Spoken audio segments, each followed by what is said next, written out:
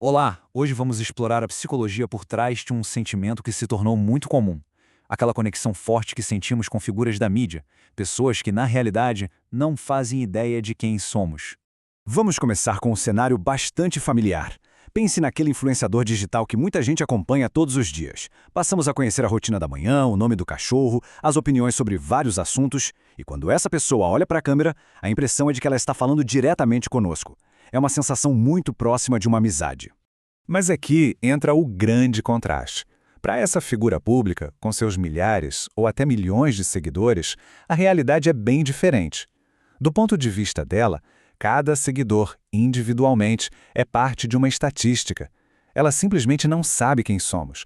Pois bem, esse fenômeno tem nome e já é estudado há bastante tempo.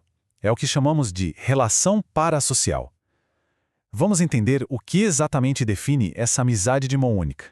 A definição é bastante direta, é um laço psicológico unilateral. Ou seja, nós desenvolvemos um sentimento de intimidade e de conhecimento sobre uma figura da mídia, mas essa conexão não tem volta. A reciprocidade é nula. E essa não é uma ideia nova. O conceito surgiu lá em 1956 para descrever a relação que o público tinha com apresentadores de rádio e de televisão. O que mudou drasticamente de lá para cá foi a intensidade. Hoje, as redes sociais e seus algoritmos levaram esse fenômeno a um outro patamar. Então, o ponto mais importante que a gente precisa guardar é este. A assimetria é total. De um lado da relação, existe um conhecimento detalhado da vida de alguém. Do outro lado, existe o completo desconhecimento da nossa existência. É essa a base de uma relação parasocial. A grande pergunta é: por que o nosso cérebro se envolve tão facilmente nessa ilusão de proximidade? A resposta, ao que tudo indica, está nas raízes psicológicas desse tipo de vínculo. A psicologia social nos dá algumas pistas bem interessantes. A primeira é a teoria do apego, que sugere que essas figuras públicas podem, de certa forma, preencher necessidades afetivas. Outra é a hipótese da substituição social, que diz que esse vínculo funciona como um substituto para relações reais, o que pode ajudar a aliviar a solidão. E tem também a ideia de uma falha evolutiva, que talvez seja mais intrigante. Vamos pensar o seguinte: nosso cérebro evoluiu em um contexto de pequenos grupos sociais. Então, quando a gente vê um rosto e ouve uma voz com frequência, de um jeito que parece íntimo, ele interpreta aquilo como uma presença social real. Ele não foi atualizado para o mundo digital e para diferenciar uma pessoa de verdade de uma imagem numa tela. E no mundo de hoje, essa característica do nosso cérebro acabou sendo transformada em produto. A intimidade se tornou algo profissionalizado e monetizado. Ela é, na verdade, a principal moeda do que a gente chama de economia da atenção. O filósofo Jean Baudrillard descreveu um conceito que se encaixa perfeitamente aqui. O mapa se torna mais importante que o território. O que isso quer dizer?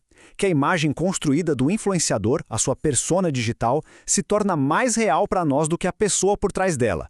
A gente interage com essa construção, com o mapa, e não com o território humano que está do outro lado da tela. E quando essa confusão entre o mapa e o território se aprofunda, o vínculo pode tomar um rumo perigoso. Primeiro, a conexão se torna muito pessoal e forte. Depois, a imagem pública começa a valer mais do que a realidade. E em casos extremos, isso pode levar a um comportamento obsessivo, em que o fã passa a acreditar que a figura pública lhe deve alguma coisa, como acontece na história de Misery, do Stephen King. Mas será que essas relações são sempre negativas?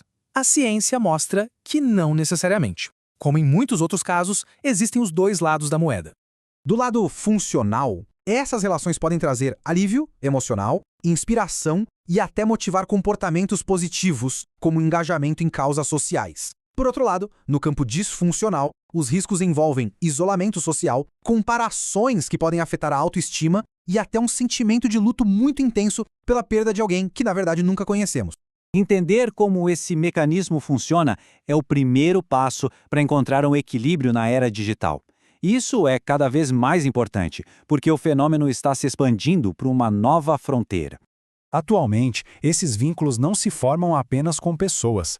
As relações parasociais estão se estendendo para assistentes de voz e chatbots de inteligência artificial, o que adiciona uma camada totalmente nova de complexidade a essa dinâmica.